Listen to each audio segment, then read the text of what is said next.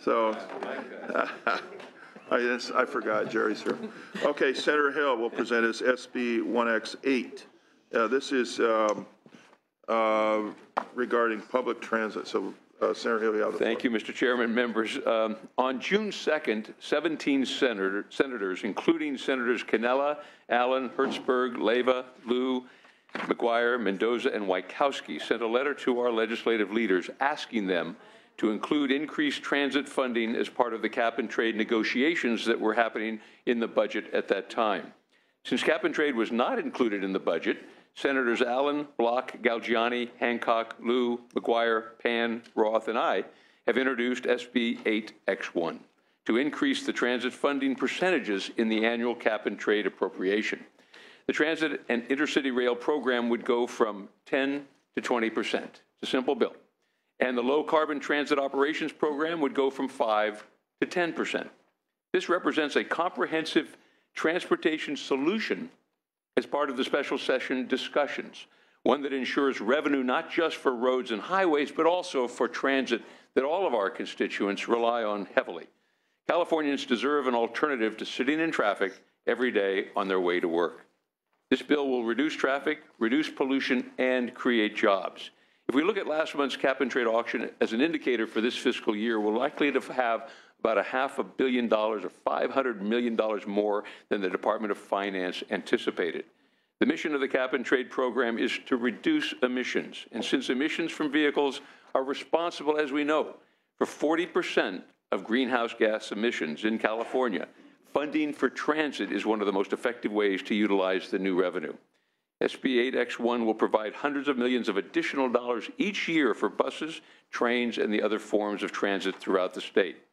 For example, in my district, Caltrain would benefit from this funding as they seek to become fully electrified. More frequent service and more ridership between San Jose and San Francisco could lead to a reduction of 176,000 metric tons of CO2 from the environment each year, and the region will see a decrease of 619,000 vehicle miles traveled each day.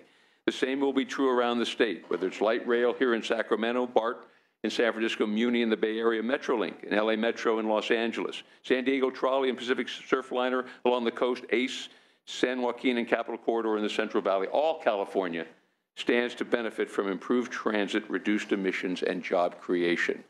I have witnesses in support, Mr. Chair. I appreciate your consideration. Thank you, Senator Hill. Now, witnesses in support, please. Mr. Chairman, members, Joshua Shaw, Executive Director of the California Transit Association, representing all of your local and regional bus and rail public transportation systems. We want to thank Senator Hill, and we'll thank Senator Allen at the same time, and all the co-authors of these landmark public transit funding bills. Appreciate the chair and the leadership holding hearings on the need to fund transportation. Do want to clarify that our association supports the governor's call for reinvestment in our highways. We support the call of the League of California Cities, California State Association of Counties, and others to invest in local streets and roads. Motorists, truckers, yes, transit riders need better highways and roadway systems. We think this bill and Senator Allen's bill represent the additional perspective that we also need you folks talking about funding public transit systems as well. In this bill, we see that Senator Hill is addressing the fact that CH2M Hill, a consulting group, looked at the needs of California's transit agencies a couple of years ago based on the data in the sustainable community strategies published by a number of regional agencies across the state. Over the next 10 years, transit operators face a shortfall of about $29 billion to meet the requirements of SB 375 and to implement those sustainable community strategies. With regard to the source of the funding, as Senator Pavley mentioned earlier and Senator Hill just underscored, increased transit funding from cap-and-trade auction revenue builds on a good program that many of you put into place last year. Thank you for that. The logic is established, namely as the transportation sector contributes 40% of the GHG emissions in the state and contributes the vast majority of revenues currently going to the Greenhouse Gas Reduction Fund. It makes good sense, we think, to add new transit funding sourced from the 40% of currently unallocated cap-and-trade revenues. As Senator Hill noted, his bill would double those revenues. Doubling that program acknowledges the enormous role that public transit must play if we are to further reduce vehicle miles traveled and greenhouse gas emissions to reach the state's and your local communities' ambitious environmental objectives. Can we do that with more transit funding, we can. As I mentioned earlier, transit use in California saves 486 million gallons of oil annually. That's a huge reduction. Transit use reduces carbon monoxide by 95%, NOx by 50% per passenger mile in terms of transit use compared to driving a private vehicle. And by taking transit, a single person can save 2.1 metric tons of CO2 per year. That's one person. But we can't do better than that and probably not get to our ambitious 2050 goals without additional transit revenue. The existing transit and intercity rail capital program and the existing low carbon transit operations program that the Senator mentioned are already oversubscribed in just the first cycle. Transit operators requested, for instance, of the administration's California State Transportation Agency, several hundreds of millions of dollars more for project funding than was available. Relative to the special session's fix-it first emphasis, the administration was able to find in the first cycle about $225 million worth of transit projects that maintained existing transit infrastructure in a state of good repair, enhanced access to transit, improved transit service efficiency, and those improvements will be reducing VMT and GHG emissions. For instance, CalSTA funded projects to incorporate 29 electric buses into an agency's fleet, make track and curve improvements on a rail line, upgrade rail signal and crossover systems, and renovate a 37-year-old bus and maintenance facility, as well as refurbish several light rail vehicles. The list goes on and on. Transit agencies all around the state need new revenues from these cap and trade programs to make similar investments. In conclusion, Mr. Chair, as leadership, you leaders who are on the front lines of this, figuring out what to do with the entire cap and trade program, Senator Pavley mentioned a minute ago, there's a scoping plan that's being looked at. We would urge you to move this bill today so that this committee says the question of how to fund more and better public transit should continue to be on the table. We appreciate your support. Okay, other speakers, please. Maybe keep it a little briefer. Thank you, Mr. Chairman and members. Andrew Antwi here today on behalf of the Los Angeles County Metropolitan Transportation Authority. LA Metro looks at the opportunity that the state has in front of it to develop a transportation funding program as an opportunity to develop a balanced program which has investments for much needed improvements in roads as well as investments for public transportation. We serve a highly transit dependent community in Los Angeles County. There's an opportunity to actually provide funding for congestion relief solutions that actually take choice riders out of their vehicles, not just the transit dependent, but those who have the option to drive but would take a convenient alternative in public transportation. And so we think that the opportunity to provide transportation funding doesn't come around that often. The last time this body raised the gas tax and provided funding for transportation was 1989. And so if we're going to do a package again, we should turn over every rock to provide funding for both modes and not just have it singularly focused on the roadside. We think that cap and trade revenues can do that. We use transit as a justification for cap and trade, and we should make expenditures towards that in a much more robust way. In Los Angeles County, we're making the local investment. We need the state to be a funding partner. Towards that end, we ask for your support. Thank you. Mr. Chair and members, Tim Schott on behalf of the San Francisco Bay Area Rapid Transit District. And the BART Board has not taken official position on this bill. However, they have officially supported policy for additional cap and trade funds for transit. As you focus this special session on state of good repair, we would suggest that a number of our transit agencies, and BART is a poster child for this, are also focused on state of good repair. We have the oldest trains in the system in the nation, and we are in the process of replacing those trains. We're in the process of addressing deferred maintenance that has been ongoing, and we would suggest that additional funding for transit is paramount. Thank you. Yeah, please. Good afternoon, Steve Wallach on behalf of several clients. The Alameda Contra Costa Transit District, the Alameda County Transportation Commission, the Sonoma Marin Area Rail Transit Agency, and the California Association for Coordinated Transit all support this bill. I mean, transit is a critical link and piece of the whole transportation system, and without it, the whole thing kind of falls apart as well. So we urge your support. Thank you, Mr. Chair. Matt Robinson on behalf of the San Mateo County Transit District, the San Mateo City County Association of Governments, and Caltrain. I get to be very brief because Senator Hill did a great job speaking to the benefits that this funding would provide in our community. I ask for your support. Thank you. Next. Good afternoon, Justin Fans on behalf of MTC, also representing the California State Association of Electrical Workers. Point out that right now 11% of transportation is electric. More money for transportation in public transit helps us do a lot more of that work. I'd like to thank the senators, both Allen and Senator Hill, and especially the Transit Association for keeping this subject on the table. We ask for your support. Thank you. Mr. Chair and members, Michael Pimentel with Shaw Yoder Antwi on behalf of Santa Cruz Metropolitan Transit District, Solano County Transit, and the City and County of San Francisco, Mayor Ed Lee, all in strong support. Thank you. Thank you, Mr. Chair. Members of the committee, Jeremy Smith here on behalf of the State Building and Construction Trades Council, also in strong support. Mr. Chair, Tim Egan, representing the Foothill Transit System, which is the regional transit service in San Gabriel Valley, and we have 3 very distinguished members on the panel, so obviously strongly support. Thank you. Good afternoon, Amanda Egan with Natural Resources Defense Council. We want to thank Hill for the leadership on this bill. We are supporting concept, and we strongly believe that any transportation funding package coming out of this session must include transit. We also feel that all cap and trade competing uses for the remaining 40% must be balanced. Thank you. Good afternoon, Jeannie Wardwaller with the California Bicycle Coalition. Also, I'm supportive in concept of including transit funding in the special session, and thanks Senator Hill for his leadership. From the Bicycle Coalition's perspective, I think as we're talking about greenhouse gas reduction funds, there are other investments that can also help to increase transit, such as improving bicycle and walking access to transit, and also investing in subsidized transit passes for low-income residents and students. And so I think there are other investments that we also need to be looking at that can help move our transportation system for the greenhouse gas reduction fund. Thank you. Okay.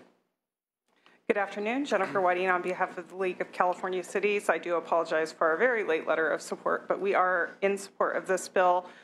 Like many of the previous speakers, we believe that there is room in the special session to address all the transportation needs, including transit. Transit is a very close partner with cities in moving our communities forward, and we do support the bill. Thank you. Bill Higgins, the Executive Director of the California Association of Councils of Governments, which includes the regional transportation planning agencies and all 18 metropolitan planning organizations that are implementing SCSs. And since Josh Shaw stole all my talking points, I will say that we are in support. Zachary Millay with the BART Board of Directors. I participated in a press conference with Assembly members Chu and Mullen for Assembly-sponsored bills that are sister bills to this. I lend my support to this as well. In addition to system reinvestments and upgrades that can help increase capacity and such, I want this bill to make sure that we consider the opportunity cost of not maintaining what we have as well. If BART ceases to exist, you're going to go backwards in greenhouse reduction efforts, and we need major system reinvestments, even if it doesn't result in a net increase in ridership. So please support. Thank you. Okay. Questions from Senator Hill. Senator Rakowski. I have you've presented a picture that shows that we have an overprescription for monies that are available for inner city rail and connectivity and all these things. So what my concern is that there are some fresh ideas that are out there. One of the goals of this bill is to integrate rail systems. And it's no secret from the advocates, whether it's Mr. Shaw or MTC or BART, Mr. Cannella is not here, that I have a concern with the ACE train and BART not interconnecting. And it's one of these things where if I were in China or I was in Europe, the advocates would be saying, we need to spend some money to connect these rails. And I just want to be sure that this is as we go forward with your bill, you're anticipating this is just not to backfill the projects that are already asking for, refurbishing their trains, but we're looking for, and throughout the state where we have rails that cross, that we're looking for projects that are connect those so that the workers in the Valley and Los Angeles can interconnect with the existing systems that we have. And I know that there's an overprescriptions. I wanted to. And I'll give you my brief answer, then let Mr. Shaw answer more thoroughly. But it goes to the same issue that we can relate to in the Bay Area. It's BART, San Jose, Caltrain connection, Dumbarton Bridge, and that train corridor that we should have going across the bay in the south. But you're right, ACE connecting in that connection is vital to the regional aspects of transit and is part of this, this solution. Mr. Shaw? Senator, I would also add, and Mr. Robinson just reminded me, that the existing regulations for this program that CalSTA runs emphasize integration of rail transit systems.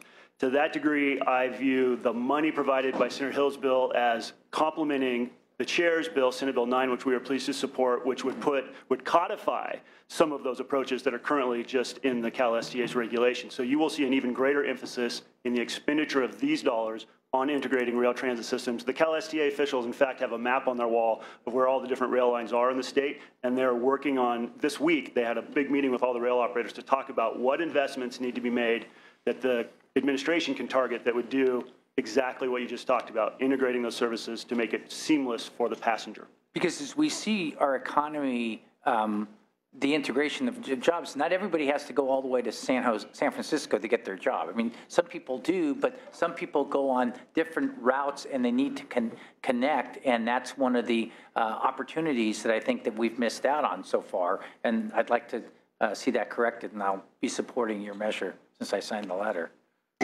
That was my point, mentioning it. I wanted to remind you.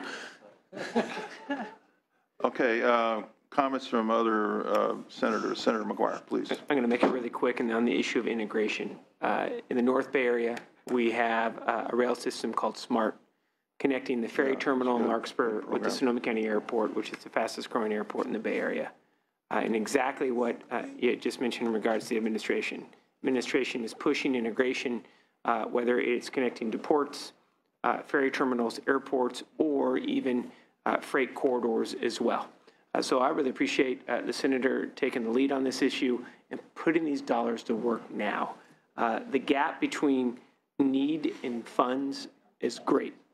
So I really appreciate your leadership on this and bringing this forward and be supportive. Thank you, Senator.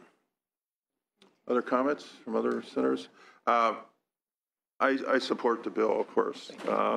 In fact, I even believe that it should be higher. I know. Yeah, you know that.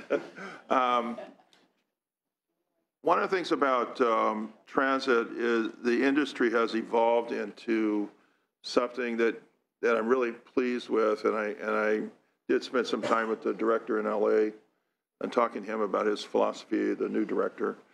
And I want to see this more in the industry. I want to see him address in a comprehensive way environmental issues. I want to see the industry address job connection, job access issues. How, you know, we obviously talk about housing, affordable housing as an issue. And that's why we have the Strategic Growth Council part of the greenhouse gas emission planning. The other part is, of course, job access, meaning that when we have congestion, the expanding transit system is really, at that point, the only way we can expand job access. And in terms of low-income communities, part of our goal in the greenhouse gas emission is to target areas of high unemployment. And providing better transit actually widens the area of availability, opportunity to find jobs. In a sense that the average commute, if you drive your car on a congested road, might be a certain amount of square miles you can drive in a 90-minute typical commute that most people can stand. Most people, the average person doesn't want to drive more than 90 minutes one way. Some people are obviously driving more than that. We have people that are going from places like Patterson to Silicon Valley, you know, driving 2 hours, 2.5 hours sometimes, one-way commutes. And those kinds of commutes relate to their particular circumstances, but they're commuting that far because they want to have an opportunity to have a job. Okay, so I believe that job access And those kinds of goals ought to be part and parcel to anything we do in terms of the greenhouse gas emission program. It should be part of our discussion when we talk about that. Availability of job access and widening the scope of job access, especially for areas of high unemployment. And the other thing about transit is it's an investment in California that sticks and stays. It sticks and stays. It's here. We invest in it. It's going to benefit the general public. So it's a wise public investment. Benefits everybody. It doesn't benefit a select group of people. It benefits everybody. Even the people that don't use transit benefit by they start to see less cars on the road. So transit is a very wise investment from a public perspective. And I think greenhouse gas emissions will be reduced by transit. It's very important that we invest in have the opportunity to invest in transit systems. It's been underinvested in California for a long time. It's time to make a move to make more investments in transit, or we're going to have more greenhouse gas emissions. I think that's true. And the other point I think somebody made, I think the transit systems need to have funds to repair and replace obsolete equipment. There's a lot of transit districts that have been struggling for years with obsolete equipment and tracks and those kinds of things, and they need to have the opportunity to repair and replace and rehabilitate their equipment. Because if you don't do that, obviously, we'll start to have a deterioration in the availability of transit for people in California. So I think now's the time to act on it. Senator Hill, you've done a great job in preparing this bill, and I urge and I vote for the bill. So do we have any other discussions by other members? You want to make a motion? Okay. We have a motion on the bill to approve it. Senator Hill, would you like to close? You made my close, Mr. Chair. Thank you. Yeah, thank you. Thank you very much for working on this. Thank you for everything. The motion is due pass and refer to the Committee on Appropriations. Bell? Aye. Bell, I. Cannella. Allen? Aye. Allen, I. Bates. Berryhill? Gaines? Hertzberg? Hertzberg, I. Leyva? Leyva, I. Liu? Liu, I. McGuire? McGuire, I. Mendoza? Mendoza, I. Pavley? Wachowski? Wachowski, I. We'll leave it on call. It's 8-0, Senator. Thank you, Mr. Chair, very much. Thank you, members. Okay, last bill is Senator Allen's bill. This is SB 1X7.